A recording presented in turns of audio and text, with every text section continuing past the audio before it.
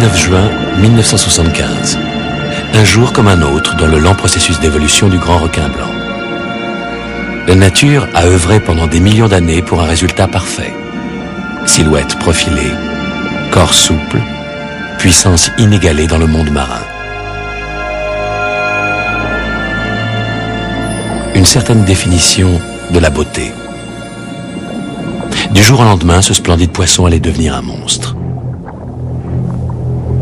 Nous sommes le 20 juin 1975, jour de sortie sur les écrans américains d'un film d'épouvante qui nous obsédera longtemps, Les Dents de la Mer.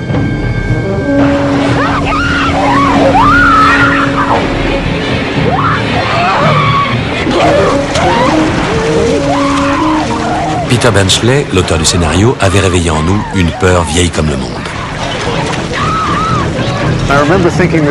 En écrivant le scénario, je pensais au requin comme à un maniaque, une force qu'on ne peut pas arrêter. C'est ce qui me terrorisait le plus quand j'étais gosse, le maniaque, le type qui massacre tout le monde à coups de hache.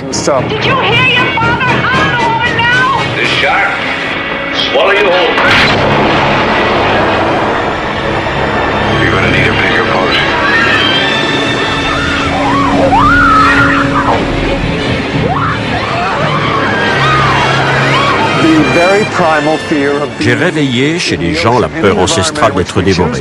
Dans l'océan où l'on va de son plein gré, on court réellement le risque de se faire manger.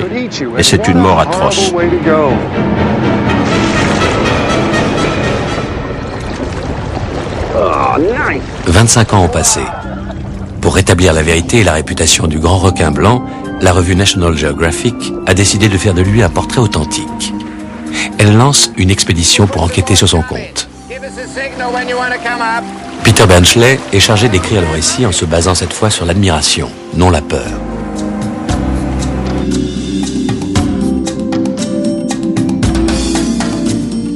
Il fera équipe avec le grand spécialiste de la photo sous-marine, David Dubillet.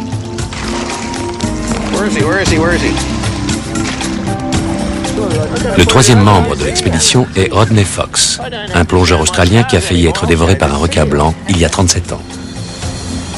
Naviguant pendant 3 mois au large de l'Australie puis de l'Afrique du Sud, ils vont tenter de nous montrer le vrai visage de celui que nous nous plaisons à détester.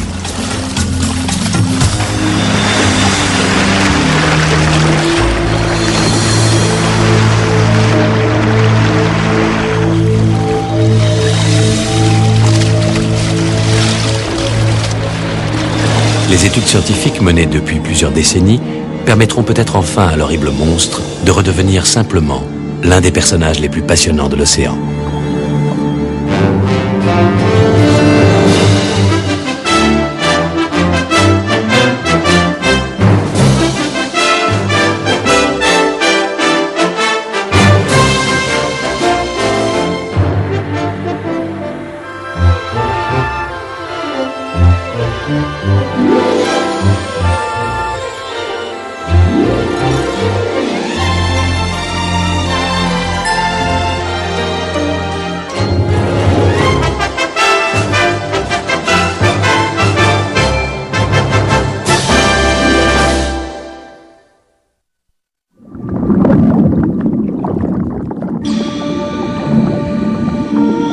Un grand requin blanc en maraude au sud de l'Australie.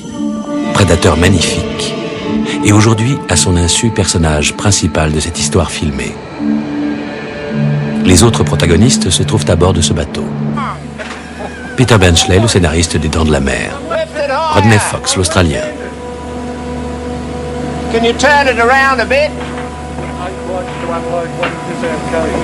Et David Dubillet, le photographe. Come on. Oh, hello, darling. Ce qui fait le succès de ce mythe, c'est qu'il est basé sur la réalité. Ce requin est réellement un monstre. Tous les autres sont des monstres d'opérette à côté de lui. En plus, ils font vraiment des trucs fous et incroyables parfois. Comme dans ton film. On ne peut pas dire que ce soit inventé, ils font vraiment des trucs comme ça. Comme tu dis, David, c'est la réalité. C'est un animal qui ne nous veut peut-être pas de mal, mais n'empêche qu'il peut nous bouffer. Cette peur, il va pourtant falloir la faire taire pour pouvoir parler plus objectivement du requin. et le réhabiliter avant qu'il ne soit trop tard. 80 espèces de squales ont déjà presque disparu. Pour faire les photos dont il rêve, David devra approcher ses sujets de très près, avec l'aide et les conseils de Rodney qui a l'habitude de jouer les médiateurs entre photographes et requins. Two or three bites now, so we don't want to feed him much more. All we can really do. See there? Here he comes, here he comes. Right in for it now. Ah, you tricky little beggar. David écoute attentivement les leçons de Rodney qui connaît bien le caractère changeant des squales. Tantôt timides et méfiants, tantôt un peu trop entreprenants. I could have put him right in if you wanted. Yeah, I should have. Let's do it. Just getting a better frame on him. I wasn't scared.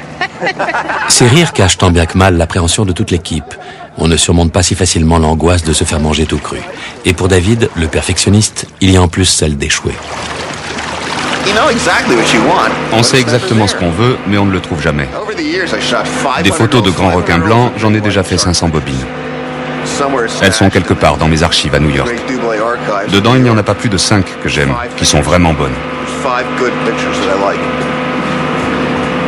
C'est très difficile de saisir sur le vif ce que j'appelle l'essence même du squale.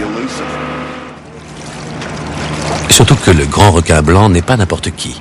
Il est hors de question de plonger pour le photographier.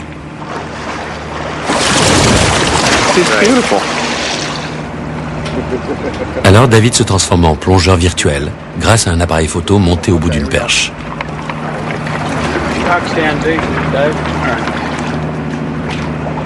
À travers ses lunettes, il voit ce que voit l'appareil, exactement comme s'il était lui-même dans l'eau.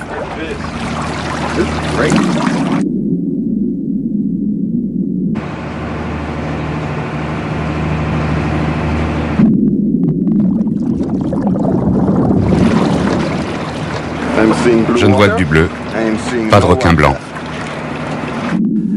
Le temps que David met en place son périscope photographique, le magnifique spécimen qu'il avait repéré est parti. Tandis qu'il espère son retour, Peter est allé voir de près sur la terre ferme un requin qui, lui, ne risque pas de s'échapper. Ça fait mal au cœur de voir ça. Ce cadavre de grand requin blanc est exposé à l'aquarium scientifique d'Australie du Sud. C'est une femelle qui s'est prise il y a plusieurs mois dans une ligne de fond et s'est asphyxiée.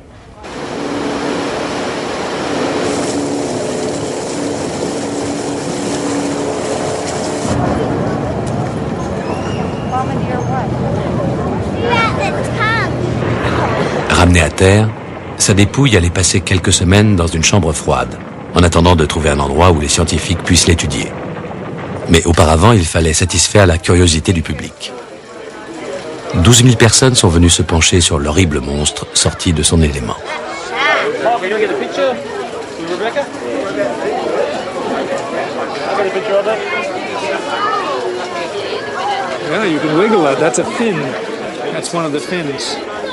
La fascination du public. Voilà peut-être le fil conducteur que Peter devra suivre pour écrire son article. Les requins blancs ont été photographiés des centaines de fois. On a tout écrit à leur sujet. C'est un pari difficile que d'essayer de les présenter autrement. Il a choisi finalement de s'intéresser à la peur obsessionnelle que nous éprouvons face à un animal capable de nous dévorer. Il a trouvé un complice en la personne du professeur Barry Bruce. C'est étonnant de voir à quel point les gens sont fascinés par les mythes qui parlent du grand requin blanc.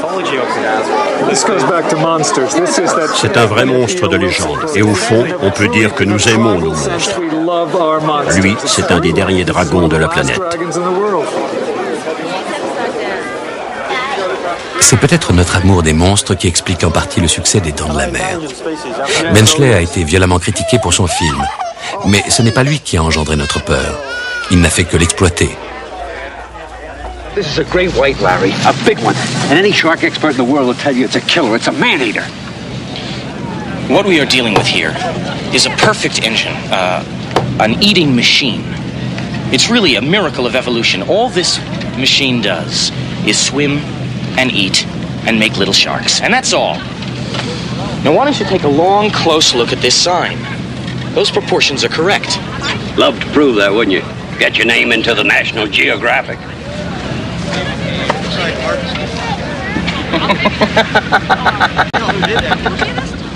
Publier un article à sensation n'est plus le rêve de Peter Benchley.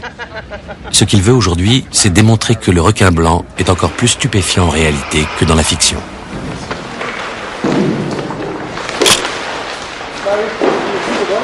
Première étape de la démonstration, la dissection de ce spécimen. 5 mètres 10 de long, 1 tonne et demie.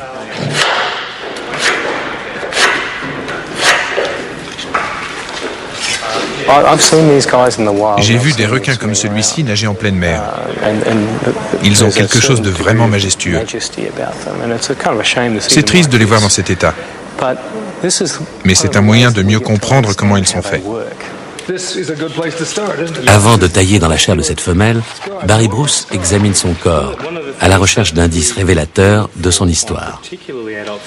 Il découvre justement au niveau de la nageoire caudale la cicatrice d'une morsure infligée par un autre grand requin blanc. D'après lui, une morsure d'amour. Au moment de l'accouplement, ils n'ont pas de bras pour s'étreindre. Pour se cramponner l'un à l'autre, ils n'ont que leurs dents. Ce qui explique que les femelles aient la peau beaucoup plus épaisse que les mâles. Personne n'a jamais vu ni filmé un accouplement de grands requins blancs. On ne peut que l'imaginer grâce à des observations faites sur cette espèce voisine, le requin nourrice.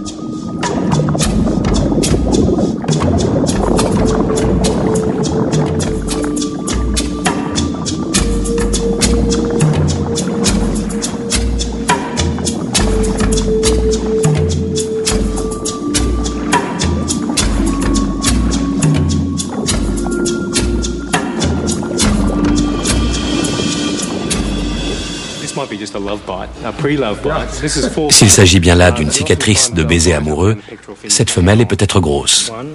Ce serait une extraordinaire occasion pour les chercheurs de répondre aux questions qu'ils se posent sur la reproduction des squales. Seulement, on ne saura ce qu'il en est qu'au moment de la dissection. It's just over 5.1 meters. Just lower it down halfway. Pendant ce temps, au large, un autre requin est venu rôder autour du bateau. David et ses coéquipiers immergent les cages métalliques.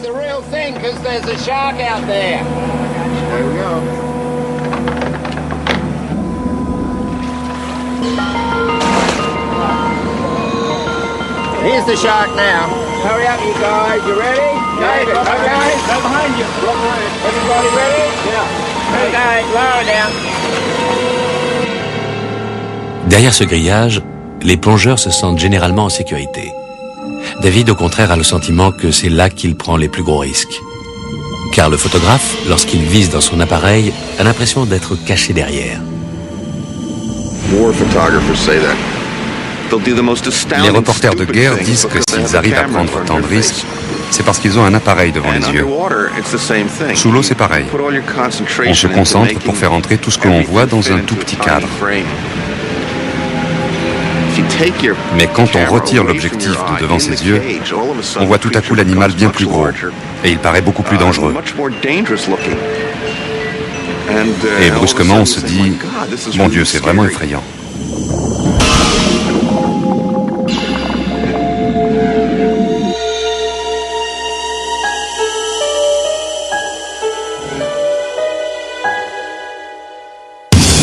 La cage est un accessoire indispensable. Mais combien le cliché n'a-t-elle pas fait manquer?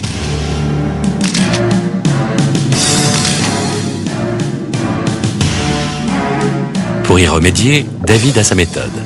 Stressante mais efficace. L'opération porte ouverte. Il entrouvre la porte quand le requin vient vers la cage.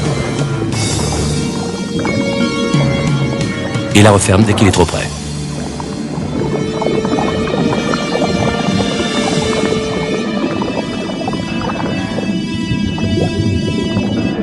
Dans une mer calme, la manœuvre est presque sans danger. Mais les jours de grande houle, la cage peut se renverser et éjecter les plongeurs. Ce n'est pas ça qui me fait peur. J'ai surtout peur de rater ma photo ou que les requins ne soient pas au rendez-vous, que mes clichés soient sous-exposés ou surexposés, que la mise au point ne soit pas bonne, ou que ma photo ne corresponde pas à ce que je voulais. L'angoisse du perfectionniste. En fait, David finit toujours par avoir la photo qu'il veut. Plus d'un photographe sous-marin lui envie son talent.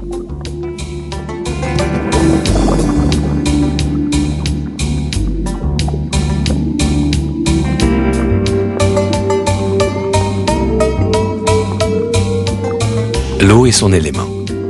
Il a horreur des lois de la pesanteur et de toutes les contraintes terrestres. Pour moi, qui suis né dans le New Jersey, la mer a toujours été un lieu d'évasion. Une fois qu'on a la tête sous l'eau, on oublie tout le reste. On flotte. J'étais asthmatique étant petit. Et quand je nageais sous l'eau, je me sentais tout léger. À terre, j'étais nul. Je me traînais comme un balourd. J'étais poussif. Alors que dans l'eau, j'étais un dieu. Je volais. Sa passion de la mer, David devait l'avoir dans son bagage génétique. Il a commencé à faire de la plongée à l'âge de 8 ans. À 16 ans, il publiait sa première photo sous-marine. À ce jour, il a illustré plus de 50 numéros du National Geographic.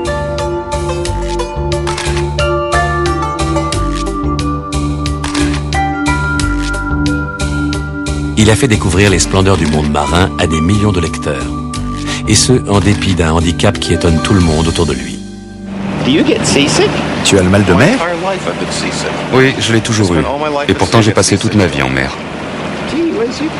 Ces jours-ci, il souffre certainement moins du mal de mer que du trac.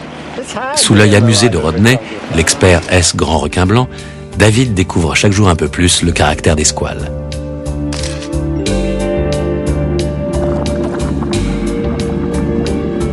Par exemple, cette rage avec laquelle ils mordent la coque du bateau et les cages. C'est une conséquence de leur sens électromagnétique, une capacité sensorielle qui n'a pas encore livré tous ses secrets.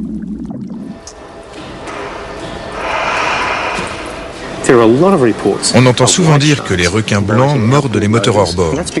C'est parce que ces engins émettent des ondes que les requins captent par leur sens électromagnétique. Comme ces ondes sont de même nature que celles qu'émettent les êtres vivants, les requins vont mordre dedans. J'ai vu ça pour la première fois avec un requin qui voulait mordre la plateforme de plongée. Il avait l'air très agressif, mais en fait, il voulait juste savoir ce que c'était. Il détecte les champs électromagnétiques grâce à ces minuscules orifices qu'il a sur le museau, les ampoules de Lorenzini.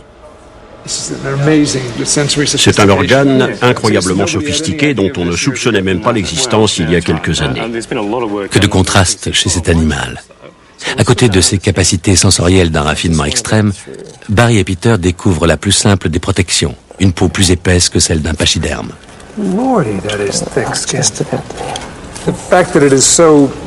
On dirait que sa peau constitue un organe à part, qu'elle n'est pas attachée au reste du corps. Moi, je l'imaginais parcouru de milliers de veines et de nerfs.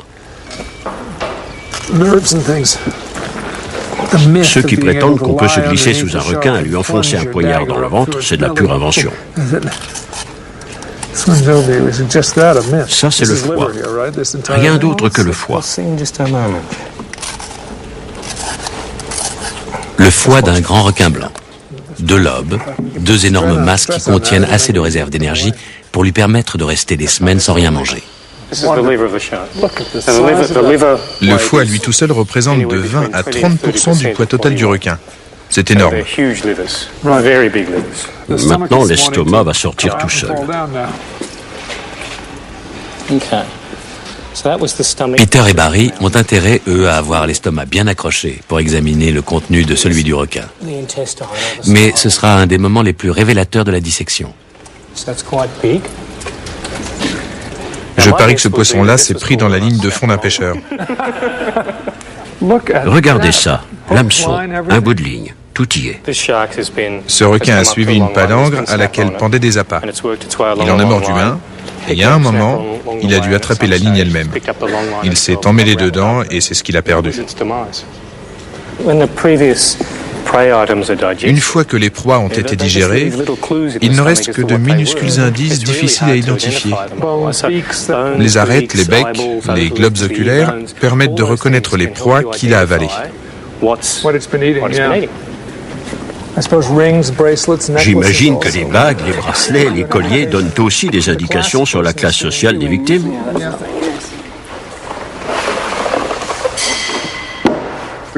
Le contenu de cet estomac est un peu moins poétique qu'un inventaire à l'après-vert. 8 hameçons, plusieurs dizaines de mètres de fil de pêche, les restes de 3 gros appâts et 3 raies pastenagues. C'est un dard de raie pastenague, ça? Un dard de raie, en effet, planté dans la paroi de l'estomac comme preuve que cette victime-là ne s'est pas laissée avaler sans opposer de résistance.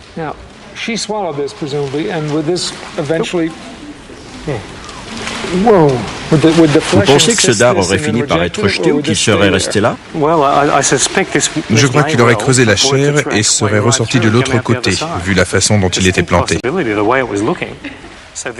Il faut donc ajouter à l'inventaire un poignard de 20 cm.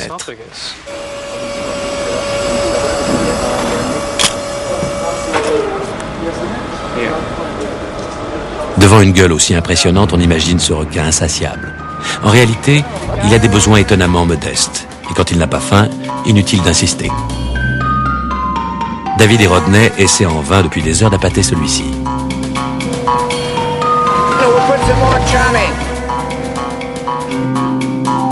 On dirait qu'il prend un malin plaisir à les narguer. Il faut le virer, ce requin, Rodney. Le virer? Pourquoi? Il me fait marcher comme les filles quand j'avais 20 ans. Des promesses, toujours des promesses, et elles ne te donnent jamais rien. Ne te plains pas, au moins il y a de l'action. Ce qu'il peut me taper sur les nerfs, ce requin. Au lieu d'une séance de photos sous l'eau, il y aura cet après-midi une polémique sur le pont. David pense que le requin a mangé trop d'appâts, Rodney n'est pas de cet avis. Le premier qui est venu ce matin n'avait certainement pas mangé 40 kilos de saumon. Sinon, il aurait eu un ventre énorme. Un peu comme toi.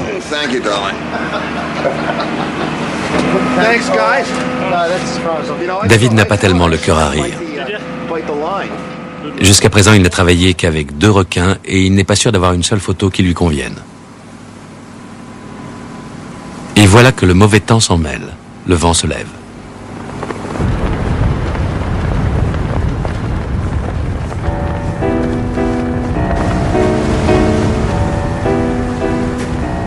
Pendant 3 jours, la houle interdit toute manœuvre sous l'eau et cloue David et Rodney à leur transat.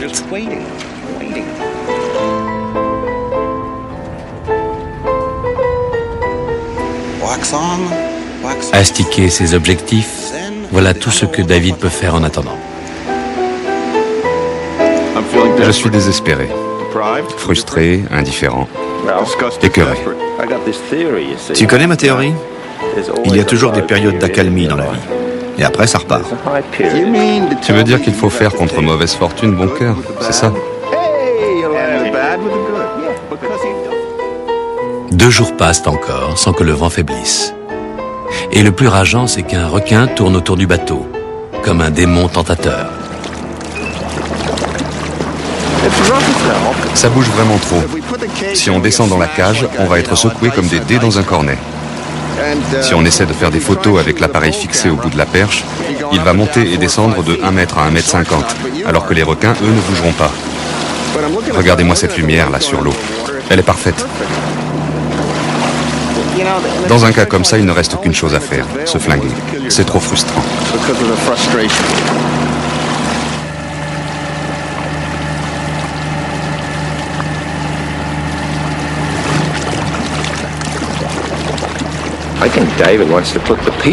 Ce que veut David, c'est que les gens se croient dans la photo, qu'ils frémissent devant un requin montrant les dents. C'est comme regarder le barillet d'un revolver braqué sur vous. Ça fait vraiment très peur. Rodney sait de quoi il parle. La peur de sa vie, il l'a connue dans la gueule d'un grand requin blanc.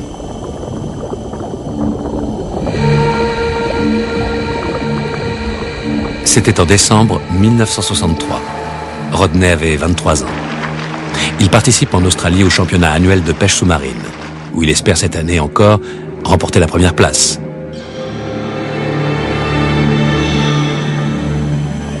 Au milieu d'une épreuve, alors qu'il s'apprête à tuer un poisson, il devient lui-même une proie.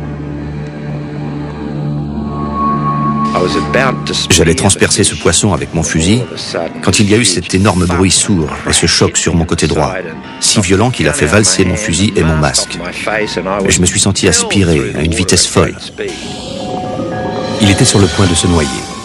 Le requin le tenait fermement dans sa gueule.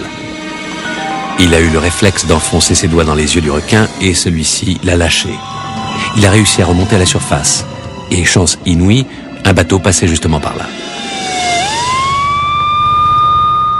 On l'a amené à l'hôpital presque mourant.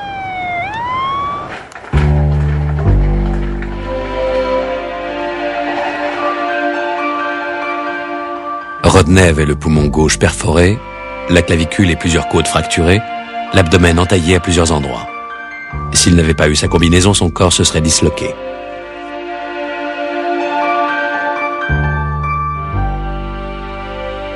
Do you hope to continue skin diving one day? I'll get in the water somewhere, sometime, but I don't know whether I'll go in this Gulf here where there's been 2 or 3 attacks in the last few years. En tout cas, il devait attendre la complète cicatrisation de ses 450 points de suture. 2 mois de souffrance atroce sur son lit d'hôpital. Mais le pire était le souvenir obsédant de cette attaque.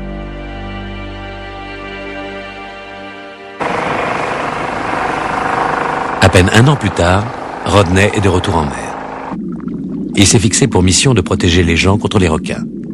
Il pensait alors que le meilleur moyen était de les exterminer. À cette époque, je ne voyais pas ce qu'il y avait de mal à massacrer les requins. Et je les tuais par centaines. Je les visais toujours à la tête. Mais au bout d'un moment, je me suis rendu compte qu'ils allaient disparaître. Et que ce n'était donc pas la bonne solution. Peu à peu, il a complètement changé d'attitude, au point de devenir en Australie du Sud un des plus ardents défenseurs des grands requins blancs. Il milite depuis plusieurs dizaines d'années pour faire passer des lois visant à les protéger. Il a cessé de les haïr, mais peut-on s'étonner qu'il en ait toujours aussi peur?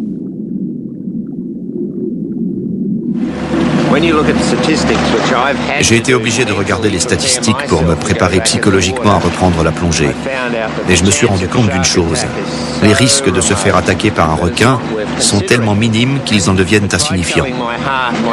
Mais de là à intégrer mentalement cette idée, quand vous voyez cet animal dans son élément, vous perdez vraiment tous vos moyens.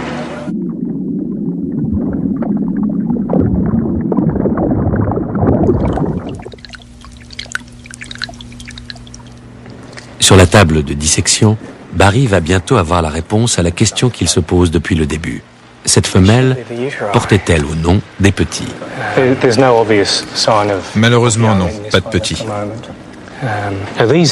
Vous voyez ici l'utérus, où devraient se trouver les embryons si la femelle était grosse. Mais les parois de l'utérus sont complètement flasques. Il est vide. Ils n'ont pas trouvé d'embryon, mais des œufs blancs, minuscules.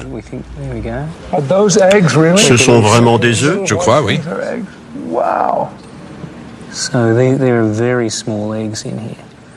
Les œufs ont visiblement souffert du long séjour en chambre froide. C'est très décevant pour les chercheurs qui espéraient en les étudiants en apprendre un peu plus sur la reproduction des grands requins blancs. On sait seulement qu'ils ne se reproduisent que lorsqu'ils ont atteint une certaine taille et un âge assez avancé, et qu'ils ne sont pas très prolifiques.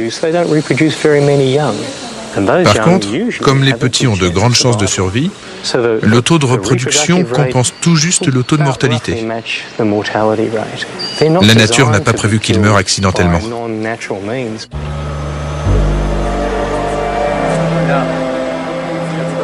Pourtant, chaque année, les requins blancs sont plusieurs milliers à mourir par accident.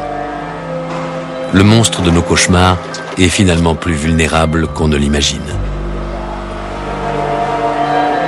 On espère au moins que la mort de cette femelle servira son espèce, qu'elle aura permis de découvrir encore quelques-uns des secrets du grand requin blanc. Chaque particularité de son anatomie, chaque détail de sa constitution est un élément de plus pour établir la vérité.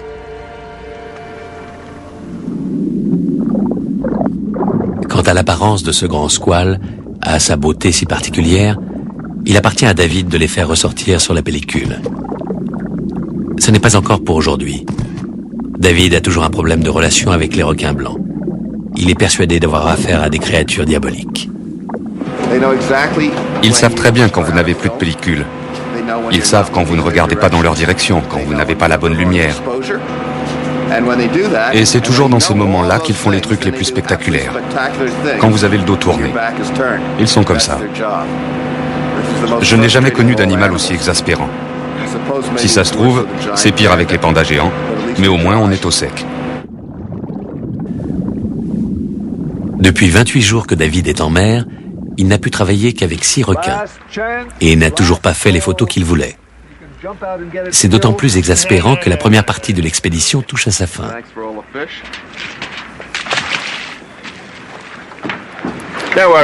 T'inquiète pas, David, tu les feras en Afrique du Sud. J'espère.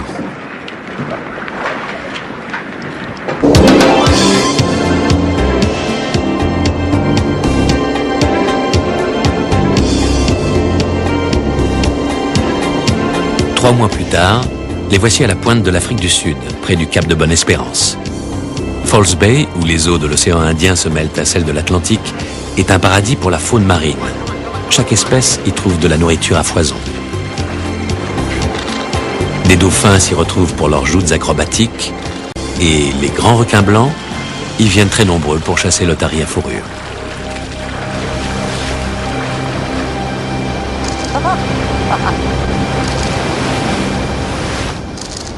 That's kind of cool.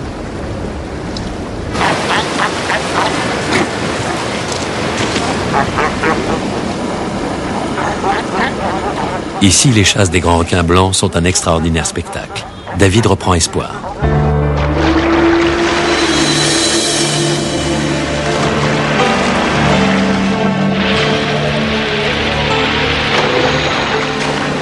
Ces bonds prodigieux, une tactique de chasse que les requins blancs n'appliquent qu'avec les otaries, lorsqu'elles nagent en surface.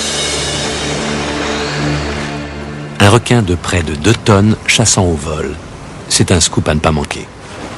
Pour mettre toutes les chances de son côté, David va faire équipe avec des zoologistes australiens qui utilisent une ruse pour inciter les requins à se donner en spectacle. Attaché à l'arrière du bateau, un leurre en forme d'otarie. Fish onto pieces of timber. You saw these last time, Rodney? Yeah, I was wrapped with a cold day. Au bout de plusieurs années, ils ont réussi à prendre quelques bons clichés. David devra essayer d'en faire autant en 10 jours seulement. That's dramatic. God, I'd love to see that. It's a wonderful picture. Wonderful picture. Okay, and we go. Le leurre est en place au bout d'une ligne. Mais il y a une autre difficulté. Comment savoir à quel moment le requin va sauter hors de l'eau? Come on, baby, come on. Light my fire. That's it. That's it.